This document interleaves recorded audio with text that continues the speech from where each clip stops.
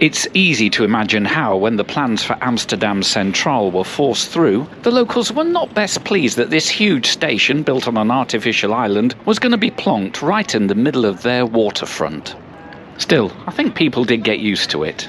Looking at the design, once again it features that Gothic Renaissance mashup favoured by Dutch stations from the time. Of course, what is critical for any railway station is that the tower displays a prominent large clock face. But in a first for me at least, I noticed that the western tower also seems to contain a pointer showing the wind direction. Maybe tipping a hat to Amsterdam's nautical routes. Right at the western end is also the ticket office. But I've come here just to look up at that mainstay of railways throughout the world, the winged railway wheel at the top of the train shed. When we step inside, the concourse isn't huge, although the wings of the station do spread in both directions, and the gates to both platforms and the metro are right ahead of us. Although up these stairs there appears to be a cafe, and I'm ready for a spot of lunch, so let's investigate. The first-class restrooms. I somehow think this might not be in keeping with the slightly rustic style of this channel. Yes, it's very posh and not quite what I'm in the market for. But Starbucks has taken over the second-class waiting rooms. And wow, after yesterday in Starbucks at Groningen, this is another beautiful space to have a coffee and a panini. Not only is the cafe area lovely, but look, you can take your drink up onto this secret balcony overlooking the concourse.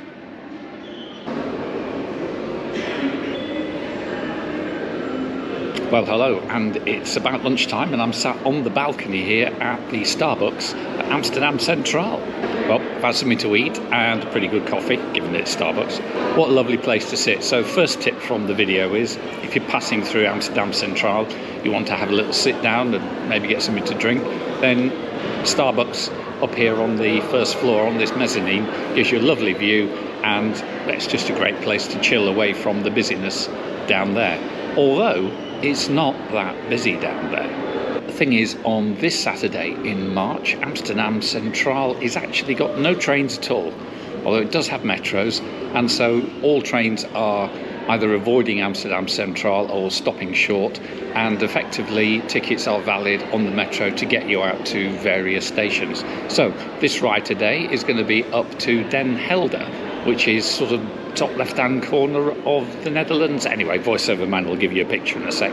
But I've got to go to Sloterdijk, and from there we'll pick up my train north up to Den Helder. So I'm looking forward to this because I've never been to that sort of distant part of the Netherlands up that left-hand side. So, and also I've got a very interesting berth for the night. Yes, I'm actually staying on a boat.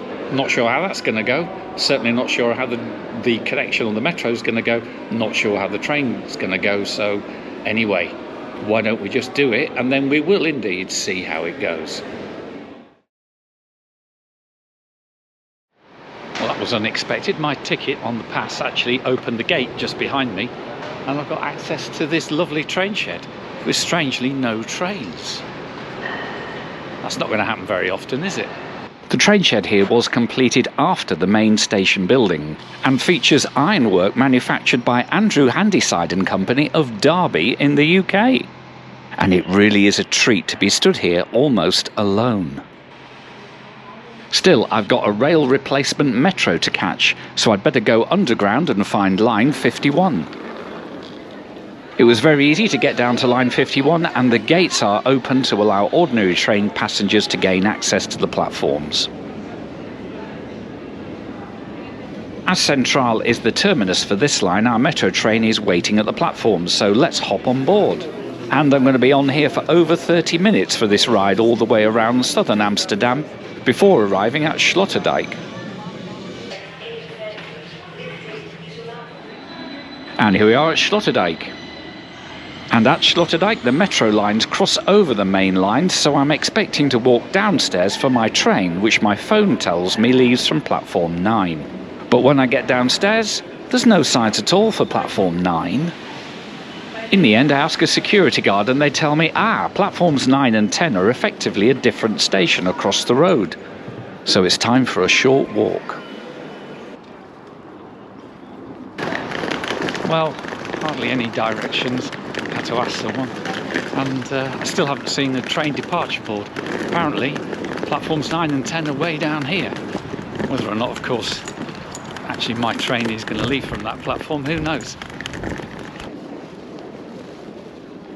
It's not too far to walk, and my train isn't due for a little while, so there's no rush. And yes, it appears on these departure boards.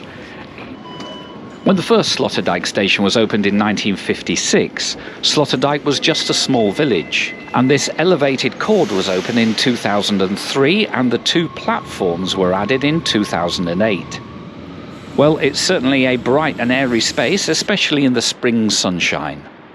Let's pop out here and see what we can see.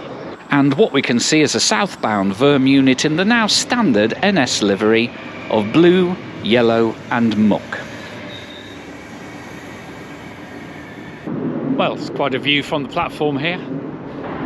Yes, I suppose from here the other platforms don't look too far away, and maybe you could be reasonably say that these are platforms for the whole station in general, rather than just a separate station.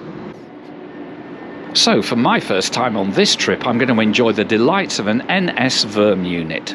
I'm optimistic that one day I'm going to get a clean one that doesn't creak as it goes along. So this second generation 6-car unit will be my home for the next hour and a quarter to Den Helder. So let's go find the top floor first class silent zone. Okay, I'm going to sit on the right in the shade. Hopefully that will make it easier looking through dirty windows. There's time for a quick seat tour as the train isn't due to depart for a while. Well, legroom is fine, and there's a footrest with a mini bin to the side. The features are the usual NS fare with a little coat hook and a decent sized tray table. Now unusually there's just USB ports by the seat. Oh, and the seat does have a bit of recline. And as we're upstairs, no luggage racks at all. Looking at the map, we start our journey on the northwest edge of Amsterdam and continue out through Zaandam. Near the coast at Castricum, we'll head on up through Alkmaar and various intermediate stops through to Den Helder. This regional service will cover 78 kilometres or 48 miles and will take us 1 hour and 16 minutes. With the regular stops, the train will only average 62 kilometres an hour on this trip. On leaving, we get a great view of the mainline platforms below at Sloterdijk. Very quiet today as there's no trains running into Centraal. Then our line converges with those lower lines before we swing north past the Circa venue towards the suburb of Zaandam.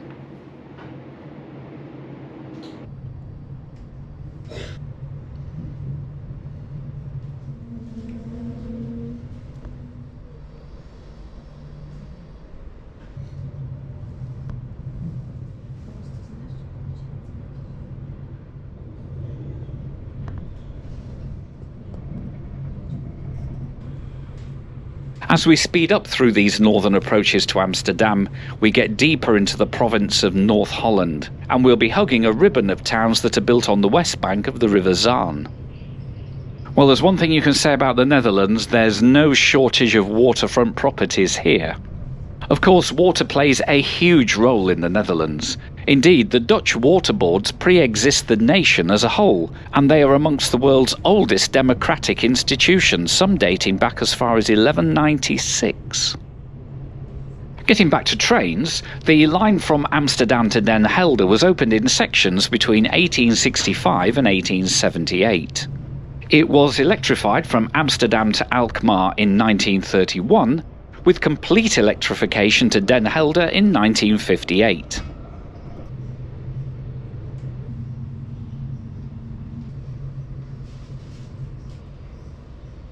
At Castricum, the line turns from a roughly northwesterly course to go more northbound for Den Helder.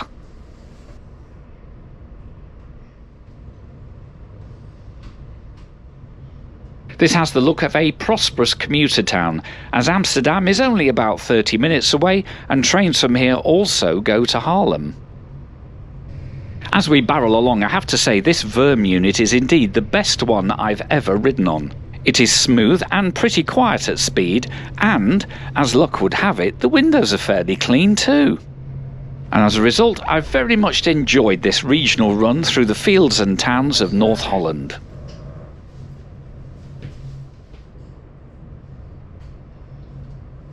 Alkmaar is a city famous for having one of the only 4 remaining traditional Dutch cheese markets. And it also houses the National Beer Museum. Now that's a heady combination.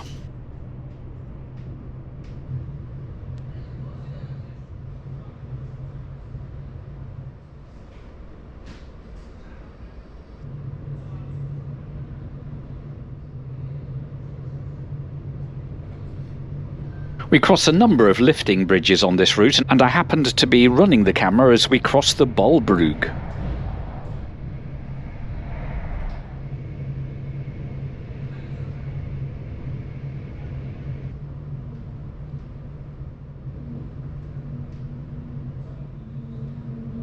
Heerhugowaard is quite a new city.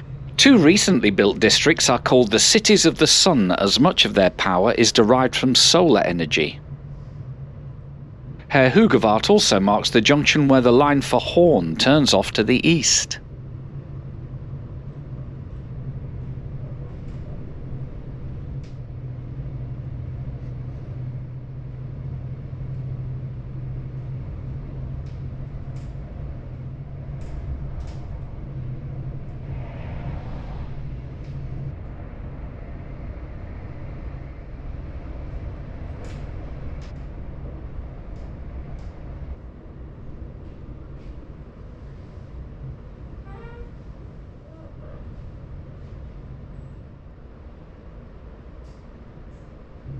Travelling through this particular part of the Netherlands really underlines the Dutch relationship with the water. Pretty much everywhere we've passed through today is at or below sea level, reminding me of the continual effort the Dutch have made for hundreds of years to make and preserve their communities.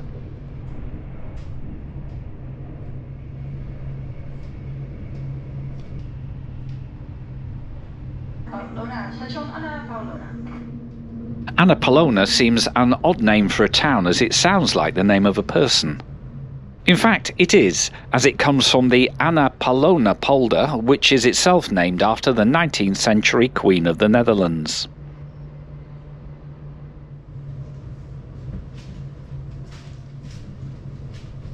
And suddenly, on leaving the station, I'm reminded also that this part of the world is famous for the cultivation of bulbs. Now, it's too early for them all to be flowering, but there's already a few early varieties creating just a splash of colour in the fields.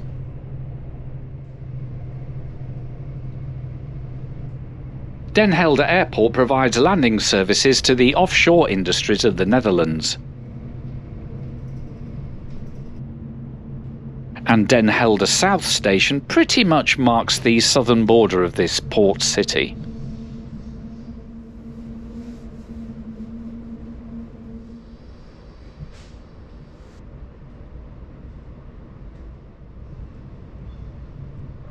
Now, our train has been climbing on this last section as Den Helder, so it says, is fully 1 metre above sea level.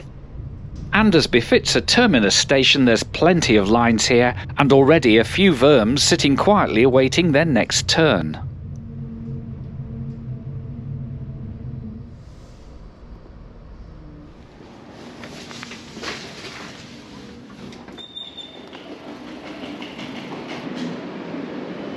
I'm about to head out of the station, but oh, this end, look, it's in shade.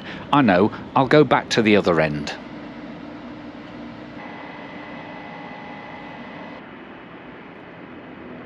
And here we are at Den Helder. Well, that was a really good run, and the Sprinter was the best one I've been on. It was quiet and smooth, it wasn't creaky and clunky like ones that I've been on before, and I think you'll have noticed from the video, the windows weren't that dirty, although I did make sure that I sat on the non-sunny side, sat on the east as we came north.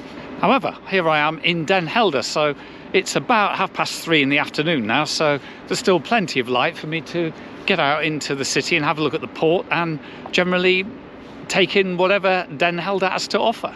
If you have enjoyed this video, then do click the old like button and maybe drop me a comment, tell me what you enjoyed about it, or give me some ideas of places where you'd like me to go. Maybe I've already been and I can point you in the direction of a video I've already done.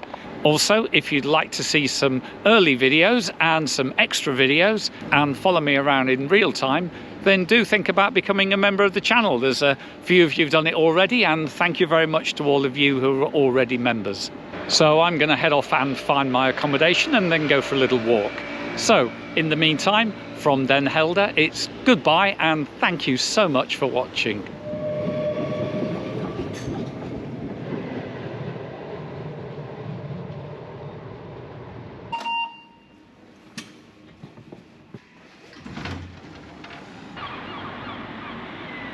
My walk across the city brought me to the dockside and my unusual overnight accommodation, where I relaxed on deck with a couple of cans of beer.